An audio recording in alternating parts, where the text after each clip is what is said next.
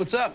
Oh, I'm just compiling all the top sports scores, news, and odds so I can make the very best bets. Me too. BetOnline.ag. Join today and receive your 50% welcome bonus at betonline.ag. We also have Kyrie Irving, of course. Where's he going to go? News report says that there's 2 teams on the top of his list. Neither one of them is Boston. One of them is supposedly the Lakers. The other one is the Brooklyn Nets. What do you make of that? He also bought a house in New Jersey to add more fuel to the fire there on the speculations. I don't think you say that any player right now can buy a house, with the money they're making. I think you just say, there's been a lot of angst about Kyrie now. So for him to come back, I don't know. There's a lot of people came up to me on the street today and who are very indifferent to what Kyrie might do. There was a young lady who walked up to me. She's like, "No, Max, you need to get him out of here." I'm going to do the trade deal, whatever. And then she said, Kyrie is, I love how she said it. She said, Kyrie is Robin. He's not Batman. So this was a woman talking about how the game was going to be played and what she had seen. So a lot of people feel that way, Max. Yeah. Yeah, and of course, you're on the other side of things here. You think, on the other side of the fence, I should say, you think it's in the Celtics' best interest to try to keep him, right? I think that the best interest for the Celtics right now is to sign Kyrie, one way or the other. You cannot let him walk. If you let him walk, you get nothing.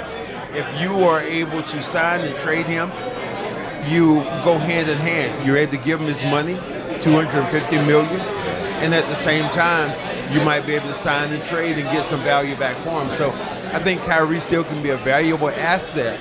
Either way. But you have to sign him. Right. Yeah. All right, well, how about if Kyrie Irving were to go to the Lakers and rejoin with LeBron James? See, that's the face I made when I heard about this report. I don't think that's something that in his thought process, but no one knows what Kyrie is thinking, right? Well, it's possible.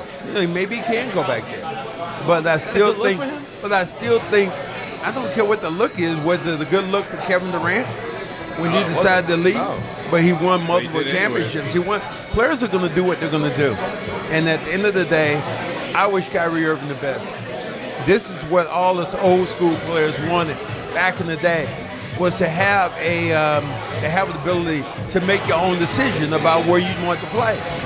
And you think about anybody in the workspace right now, everybody wants to make a decision about where they would want to work.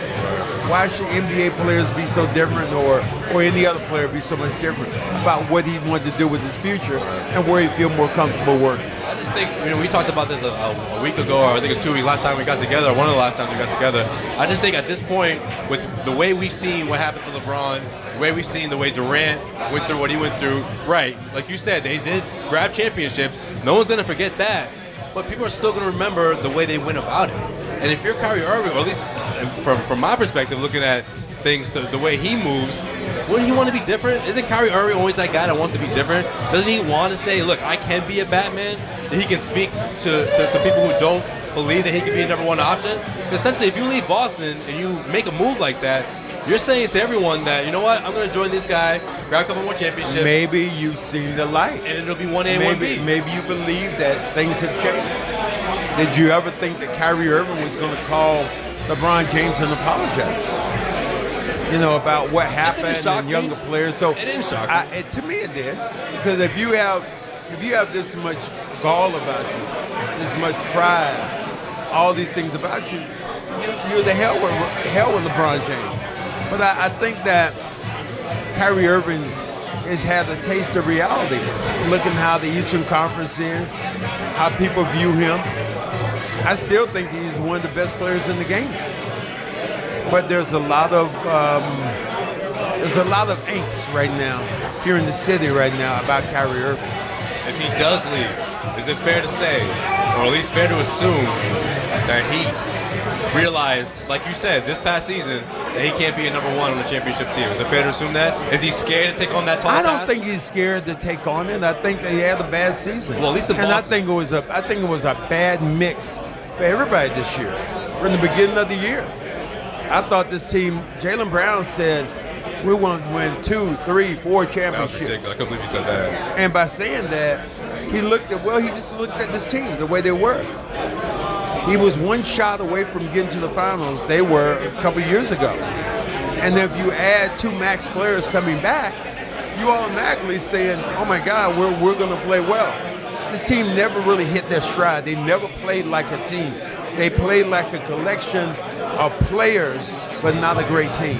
Absolutely. And that 5 straight wins in the postseason, I think, ultimately gave them a false sense of hope, or at least a false sense of you know what? the corner. It gave all of us a false sense of hope. Right, absolutely. But Brad Stevens had said it best. He said, we're going to lose some games. And when he said that was foreshadowing everything that really happened with this team. Once they start going downhill, they went downhill fast. Does he get some of this blame at all in terms of the way things went? I think everybody does. Okay. I think everybody does in this situation. Because you win as a team and you lose as a team. I don't think anybody's immune to any of that at all. Absolutely. Well, that's going to wrap up this episode of the Cedric Maxwell Podcast, coming at you right before this Stanley Cup final between the Bruins and the Blues. Max cannot wait. He will be cheering. Max, can't wait to get home. I know you got a Bruins sweater underneath that shirt, man. Don't lie. Absolutely. I know you're rocking one. You just want to be shy. That's what it is, right? You're a diehard Bruins fan deep down inside. Absolutely.